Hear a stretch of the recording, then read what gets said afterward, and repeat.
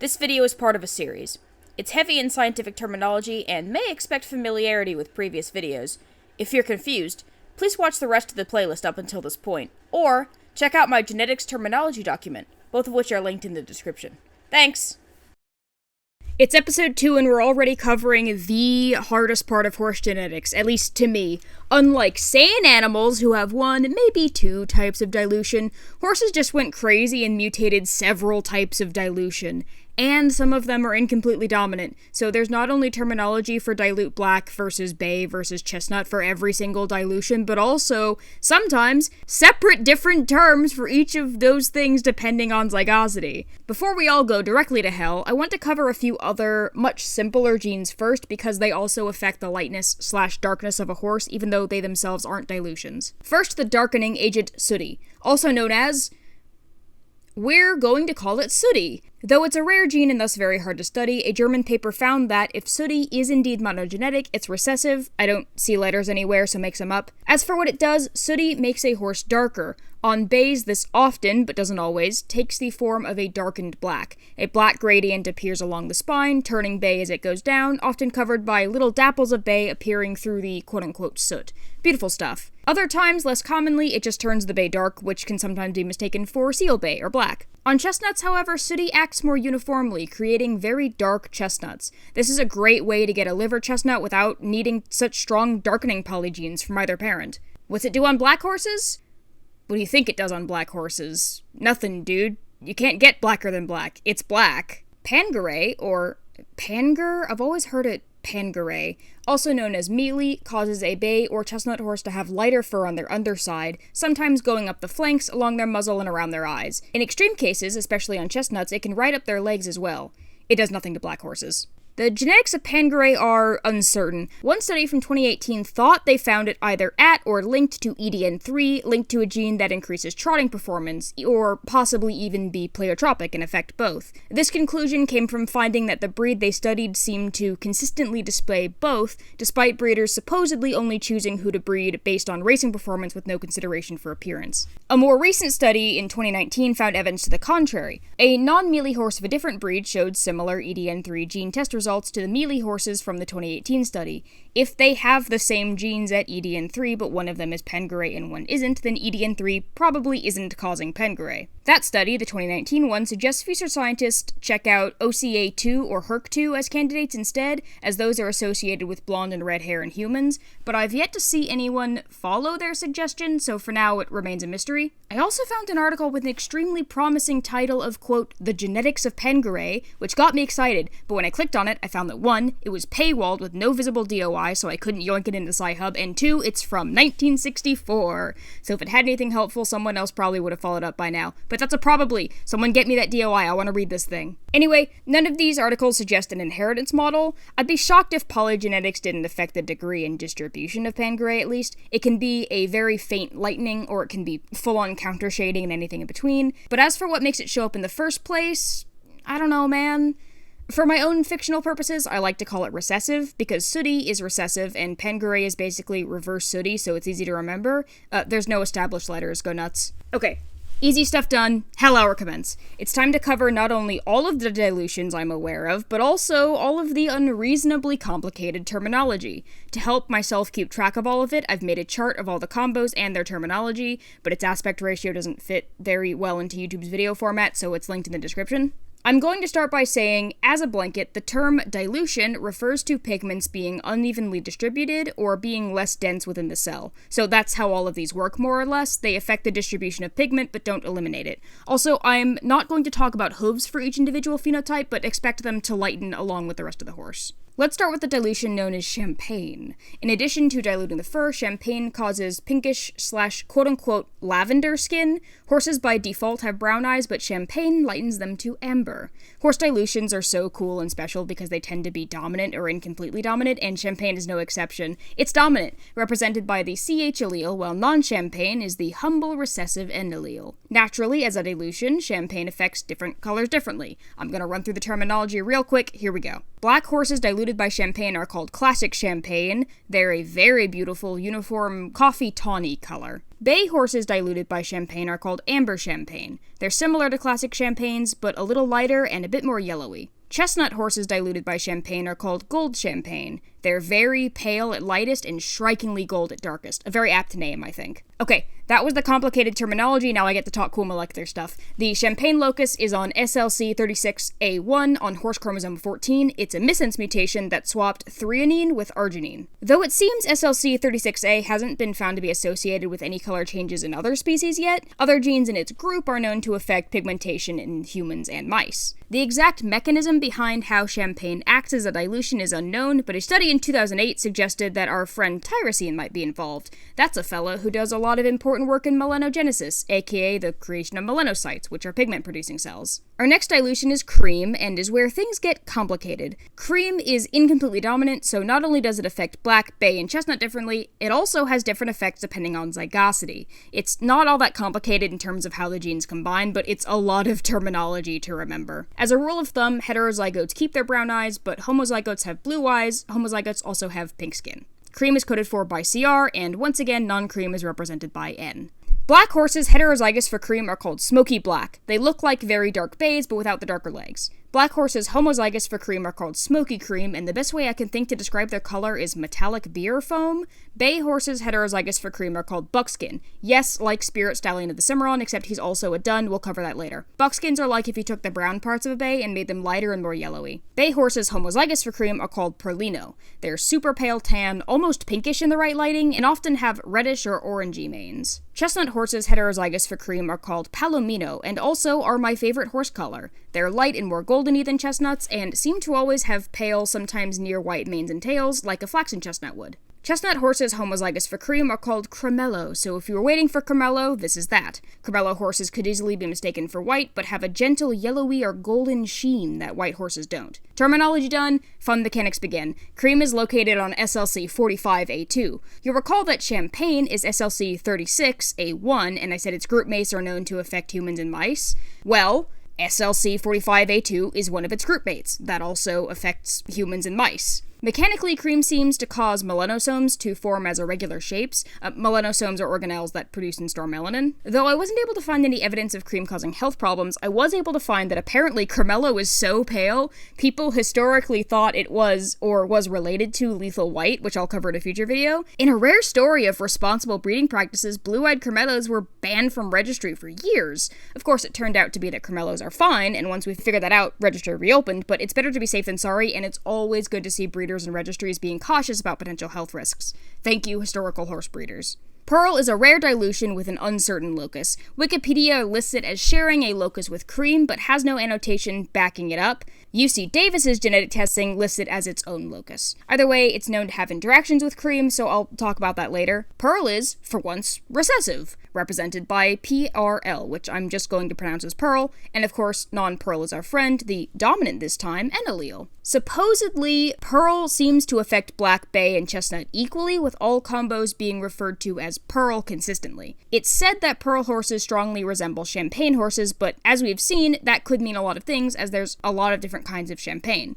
I can say, whereas champagne horses have pink or lavender skin, the skin of Pearl horses is just described as, quote, lighter. Descriptions of eye color seem to range from amber to tan. Sadly, I'm only able to find a clear description of bay Pearl. The description reads, quote, soft apricot or light tan coat with darker points on the mane, tail, and lower legs. It also describes those darker points as, quote, more muted than a typical bay. Across the board, however, Pearl horses are described as apricot. It seems, from looking at pictures, that some Pearls have uniform fur mane tail, whilst some have darker legs mane tail. The same source as the earlier description says that Pearl turns red into gold, but black into tan, and that, though all Pearl horses are just called Pearl, you can still tell what their underlying black, bay, chestnut genes are through that. It makes sense, I suppose. Some Pearls seem to be uniform, very pale, while others have the described muted points. This is guesswork and observation, so take it with a grain of salt. Interestingly, our next gene, dun, seems to be the wild type. It's found in ancient wild horses, but was lost in domestic horses, though remains in a few breeds. Duns in general have lighter coats except for their points. that is, the legs and muzzle, but also mane and tail, as well as an undiluted dark stripe running down their spine. Duns may also have leg barring, shoulder stripes, or even some weird cool face markings called cobwebbing. All of these markings, plus the stripe, are collectively referred to as primitive markings. When I say primitive markings, I'm talking about any combination of those markings, but definitely including the stripe. Dun is dominant, represented by D. There's actually two different non-Dun alleles, ND1 and ND2. Reportedly, dominant order goes D, ND1, ND2, where ND1 horses, despite not being Duns, may still display primitive markings, or they may not. D and ND1 are thought to have existed in pre-domestic horses, but ND2 is more recent. Dun is the name of the dilution itself, but it's also the name for bay horses expressing the Dun dilution. For more specificity, it might also be called bay Dun, or a couple of other things. They're lighter, more tan bays, plus primitive markings, basically. Black horses expressing Dun are called grullo, or blue Dun. Indeed, they look very blue, sometimes more brownish-gray, and of course they have primitive markings. Chestnut horses expressing Dun are called red Dun. Pretty straightforward. They're lighter, paler chestnuts with primitive markings. It looks like, if they're not flaxen, their manes stay the same shade as their back stripe, rather than lightening with the rest of the fur. That makes sense, as that's also what we see with bay Duns and grullos keeping their black mane and tail. Silver is a special dilution that only affects eumelanin, which means it can't affect chestnuts. AKA, chestnut is epistatic to silver. It's next to palomino as one of my favorite horse colors to look at, but unlike palomino, it's best kept to art. More on silver's health problems in a minute. It's a missense mutation on PMEL17 of horse chromosome 6 that affects, well, eumelanin production. More specifically, it swaps arginine to cysteine on exon 11. Neat! Appearance-wise, silver is kind of the opposite of sooty. I know I said Pangare was the opposite of sooty, but to quote one of my favorite sayings, I think that the opposite of water is fire, and she thinks that the opposite of water is no water. Opposite is a human-invented concept with no grounding in reality, and I can overuse it however I want. What I mean by opposite this time is that while sooty causes a horse to be darker along the back with visible dappling as it transitions to light, silver causes a horse to be lighter along the back with visible dappling as it transitions to dark. Silver can affect both agouti and non-agouti black, aka it can affect solid black horses and it can affect bay horses. Black silver has significant variety in expression. Some silvers are totally black with just a pale, near white mane and tail, not even any dappling. Other silvers are so diluted that they even appear gray or brownish. Dapples can be just along the back, or it can carry all the way down to flank. Bay silvers more or less look like flaxen chestnuts, but with their usual dark legs, which sometimes stay black, but sometimes appear more chocolatey. Silver horses are sometimes born with vertical stripes on the hooves that go away when they grow up. Their manes may also get less pale as they grow old. As for inheritance, silver is dominant. The recessive no silver allele is good old trusty N. And silver is— whoa! Is that Z? It's fucking Z? That's badass, dude! Nice!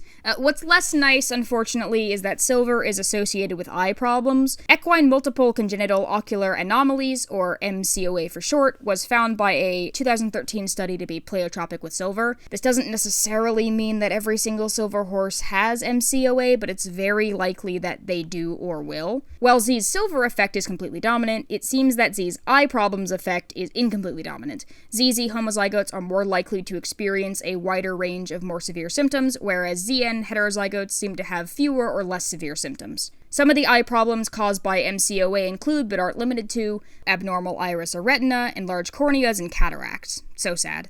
Lastly comes a rare and interesting mutation that I hadn't heard of before starting my research. It's called mushroom, and it's found pretty much only in Shetland ponies. It seems to be recessive, represented by MU. Everyone clap to welcome back the N allele, who's here this time to represent the dominant no mushroom allele. One source says that mushroom only affects a horse with a, quote, red background. That means that mushroom will only affect chestnut horses. Black is totally epistatic to mushroom, agouti or not. Mushroom turns the pelt into a sepia color that can vary in its darkness. It also seems to lighten the mane and tail in the same way that flaxen does. Being on different loci, horses can have multiple dilutions at the same time. I wasn't able to find examples of every possible combo, but I was able to find these. Any color of horse as diluted by both champagne and cream is called ivory champagne, though it has a few other names too. They are a very pale tan, sometimes almost white. Some ivory champagnes have manes and tails that match the rest of their pelt, but some have darker manes or tails. My guess is that the darker manes and tails are bays and blacks underneath their dilutions, and the light manes and tails are chestnuts.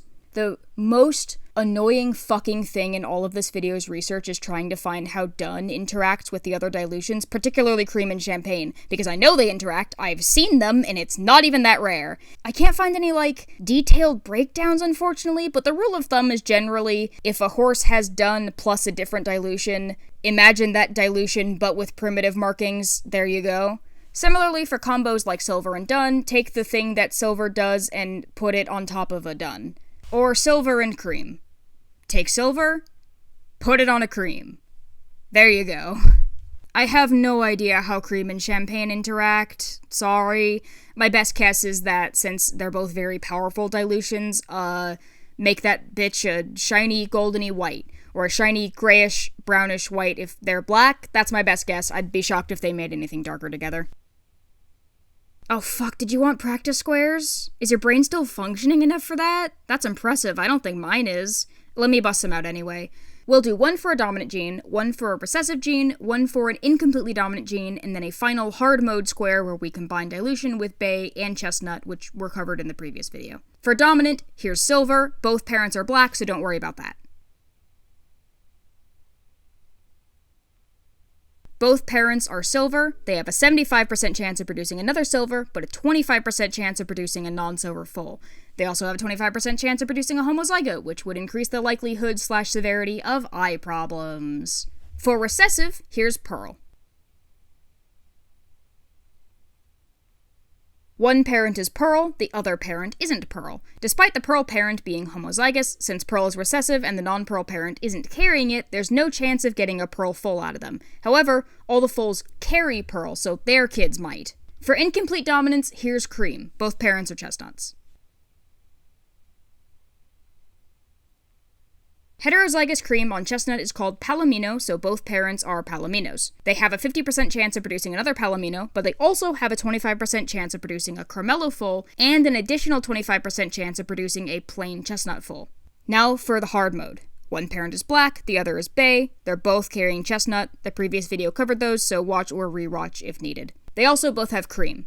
You can do these all in one big multi-locus square if you want. I'll be doing them one at a time so they fit inside the screen. Parent identification first. Parent 1, the black parent, is heterozygous cream, that makes him Smokey Black. Parent 2, the bay parent, is homozygous cream, that makes her Perlino. Good luck. We have a 75% chance of a non-chestnut and a 25% chance of a chestnut, so both non-chestnut and chestnut are possible.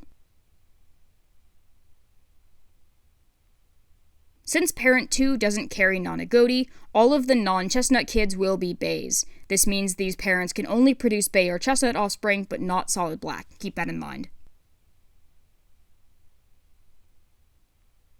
Boom! 50% chance of homozygous cream and 50% chance of heterozygous cream. That means the possible babies are homocream bay, heterocream chestnut, and homocream chestnut.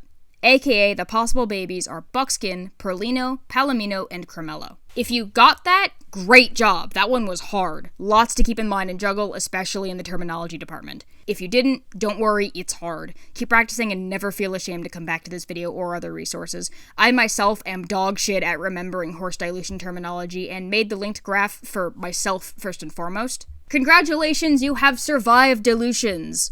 For now. Horses love mutating dilutions, and I swear every time I go to research horse dilutions, there's like 5 new ones. Maybe I'll cover a couple of the newly discovered ones that I've seen around, or if anyone has any they'd like to suggest. I do like to end off these series with a kind of rare bonus shit video, so they probably get stuffed into that one if anyone's interested. Anyway, horse dilutions are real, and they can hurt you, or at least your brain. Or your eyes if it's silver. We're not out of the weeds yet, though. I am continuing to get the most complicated stuff out of the way first, so we'll be beginning Lucism the next episode. Yes, beginning Lucism. Lucism will be 3 dedicated fucking episodes. See you there, if you dare. Bye-bye.